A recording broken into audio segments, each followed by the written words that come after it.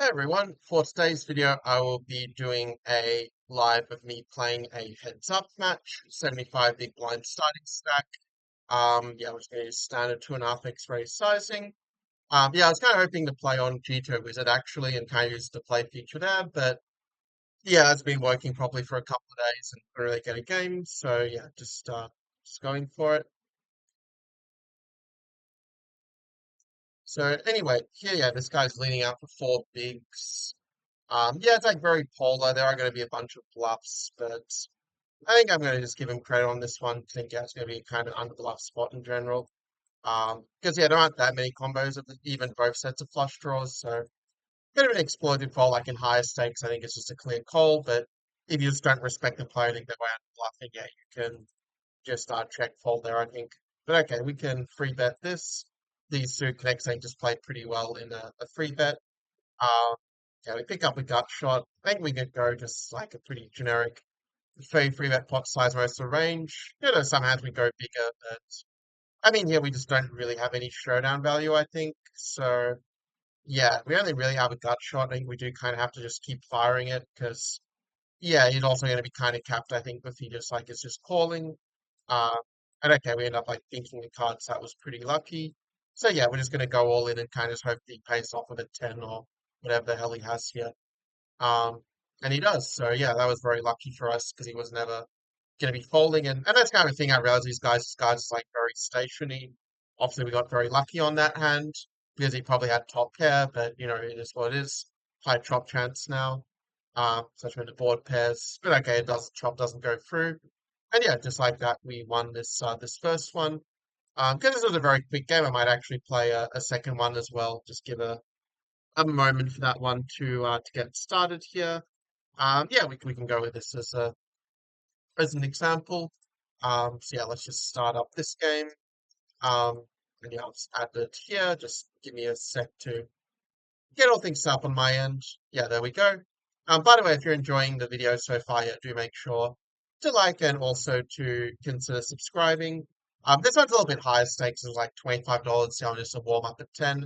I mean, I still find in general, even at the higher stakes, the player's still pretty soft on ignition, but definitely I'm going to give them a little bit more credit for bluffs than I otherwise might. I think 4-3, yeah, just a little bit too bad to free bet. It's obviously a very nice flop for us. We're just going to check, and we're probably going to just raise the worst of the flushes here. If it was a better flush, we probably would just call, but I think junky ones just want to raise, and yeah, very happy to deny equity in this spot. Just got some strong tea leaves in there. I put a little bit much too much tea in my drink, but we press on. Yeah, with the 2.5x sizing, like kind of the idea is that it's all on these sizes where I think Solver recommends 2.3 big blinds, if I remember correctly. I'd have to check. I kind of forget where it's 2.3 or 2.5. I think this hand, if it's king free off, I think raises, or if it's queen free off, it raises a lot. I think it normally just flats. Um, but yeah, I feel like with 2.5, like the players who are way too stationary, they're going to call hands that they should fold with that sizing. I mean, you're folding probably even almost king high on a monotone flop against that sizing, but it's sort of the case, like if they're too stationary, they're going to sort of fall way too much against sizing, and if they're way too tight, they're also going to fall way too much against sizing. So it's kind of like whatever mistake they make, the sizing just kind of works well in a way. Um, okay, it's not the world's greatest flop. I think ace of, without the queen of spades in our hand, I think it would be a check more, but with it, I think we do fire here, having the backdoor equity kind of go with it. We do just take it down, which yeah, I mean, if it was kings, maybe that hand checks a higher frequency, but is what it is. Yeah, king nine obviously in sound, you could actually make an argument for free betting this hand, and I mean, you kind of would mix, but I'm going to go and free bet it just to apply more pressure. So I've noticed in ignition, yeah, the play's very soft, and they're going to, yeah, either just be they're just going to like fold way too much to the free bets, or they're going to call way too wide, and they just have to fold a very wide percent of their range to even a very small bet. Obviously, ace deuce, yeah, just a very good flop for us because they hardly ever have an ace there, so we can kind of just yeah use a small bet and just fold out all their junk. Yeah, when this guy free bets, it's such a small size and technically what I meant to call. I also kind of realized yeah that my think is not getting the hands properly, only just noticed. But yeah, if he's like only free betting monster hands, you're kind of meant to like you can sort of fold here. But okay, we are going to call because we are in position. He made the size very small, and yeah, now overhanded even against aces has some decent equity. I don't think there's any point raising. I think just call here is fine, and yeah, you can sort of like evaluate on the turn. Yeah, I mean here I think we're just not really getting the right implied odds because he could very easily have a better flush like a nut flush. So I think this is just a pretty clear fold. Like the implied odds just aren't really worth it. Just kind of always have more US implied odds. So yeah, maybe we should have folded that free bet one in hindsight. Because yeah, like when it's two gapper, it makes it pretty close. But I think the suit ace we are meant to call a large chunk of the time, but I'm going to free bet it just because I think the guy is just calling way too right to free bets. And if he folds, yeah, we don't really mind him falling out of position anyway there.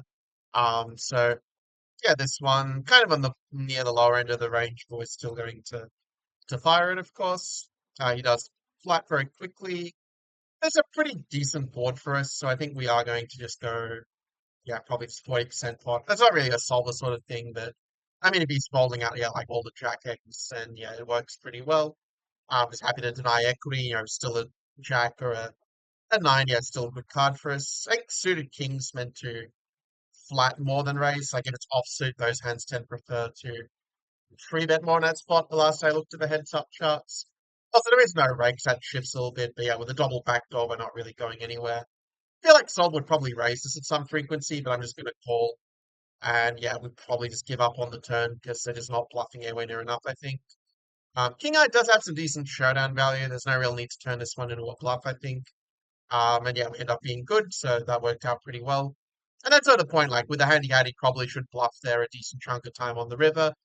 But if he's not playing those bluffs, just allows you to kind of exploitatively fold in a sense. So, okay, on to the next hand. We recovered fairly well after that early one.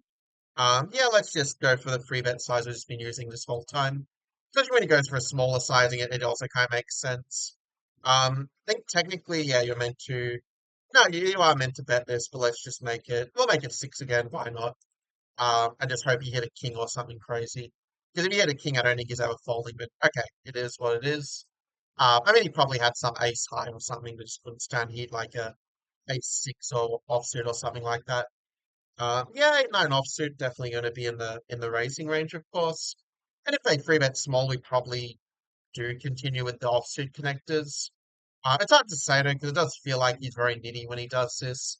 But at the same time, we're getting like 33% odds. We're going to have high equity realization in positions. I still think we just call it anyway. But this one is a little bit close. I mean, we're not folding to a bet unless he goes like pot or something. Then we might fold a bit. To this sizing, yeah, we're obviously not going anywhere. And we kind of got very lucky on the turn. That question is, do we just fire for value? And I feel like we kind of should, but we probably should do a small sizing. So let's just kind of go for it. Chance he has a jack or something. And then we just have to pray he doesn't have a flush. But yeah, you just have to go for value because like a jack or an ace is paying us off, and he has a flush. It's just unlucky, but he doesn't. We end up winning again. Very cool. Yeah, I mean, we definitely ran kind of good. Like, he probably had the jack on the flop, and we kind of hit the eight. But I think these two sessions kind of show that, yeah, these players are just sort of hardly ever finding the bluffs in these post-flop spots. Even like pre-flop, they're not really finding the free bet bluffs in general. Also, another point is, yeah, they're just going to like pay you off. Like when you hit a very strong hand, just like bet the crap out of it because they're going to go broke with top pair against you, especially heads up. Like even often I've seen people go broke with like second pair, third pair, just very, very stationary. So you should just bet heavily for value. And if they're just overfolding, then yeah, you just kind of take advantage of that. But yeah, this is a bit of a shorter one, but I hope you enjoyed this little bit of a look at how heads up play works, how you can, potentially stack people when you sort of hit a good hand and sort of bet value bet it the right way. But yeah, I'll see you on the next one and take care.